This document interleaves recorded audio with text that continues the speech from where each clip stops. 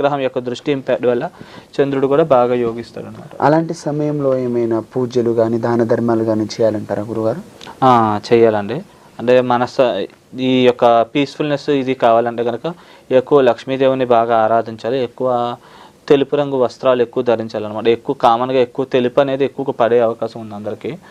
అది తెలుపు రంగు వస్త్రాలు ధరిస్తే కనుక మనశ్శాంతికి చిహ్నం అన్నమాట. బాగా పీస్ఫుల్గా ఉంటుంది అంటారు. అంటే జన్మ తేదీ ప్రకారం, పుట్టినరోజు ప్రకారం, అంటే ఆ తేదీ ప్రకారం ఒక సంఖ్య తీసుకోవాలి అన్నట్టు ఏమైనా ఉంటుందా గురుగారు? అట్లా ఏమన్నా జన్మ తేదీ అనేదిను జన్మ రాశి అనేది కూడా పూర్వపుణ్య పాపాలను ఏమీ తెలియజేయదండి.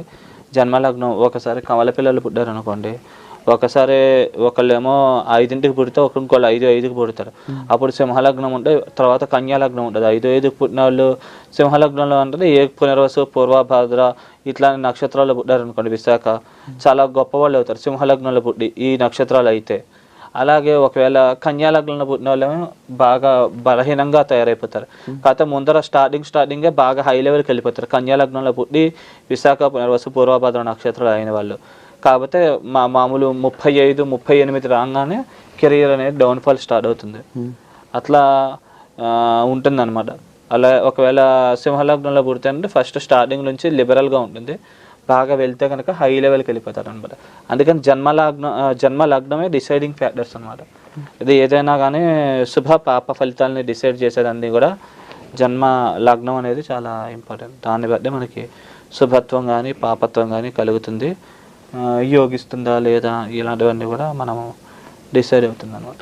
మనం మాట్లాడుతూనే ఉన్నాము, అంకెల గురించి వివరిస్తూనే ఉన్నారు మీరు. అలాగే గురువుగారు, 3 తీసుకుంటే మూడో అంకె తీసుకుంటే దానివల్ల లాభాలు ఎలా ఉండవు? 3 గురువుకి సంబంధించిన నెంబర్ అండి. శుభకార్యాలకి ఇట్లాంటి వాటికి అన్నిటికీ కూడా గురువు ఆధిపత్యం వహిస్తాడు. అలాగే పసుపు రంగు కలర్ అంటే బాగా ఇష్టం ఉంటుంది అనమాట. గురువు ఫేవరబుల్గా ఉంటే కనుక పసుపు రంగు వర్ణం వాడితే బాగా కలిసి వస్తుంది అనమాట. అలాగే పాపిగా ఉంటే కనుక శనగలు అనేది దానంగా ఇవ్వడం కానీ, ఆవుకి తినిపించడం కానీ ఇట్లాంటివి చేయొచ్చు. చేస్తే కనుక మనకి కొద్దిగా బెనిఫిట్ ఉంటుంది అనమాట. బంగారు ఆభరణాలు ఇట్లాంటివి కూడా విస్తారంగా కొనుగోలు చేస్తారు. ఇది గురువు బాగుంటే కనుక. ఒకవేళ గురువు బాగా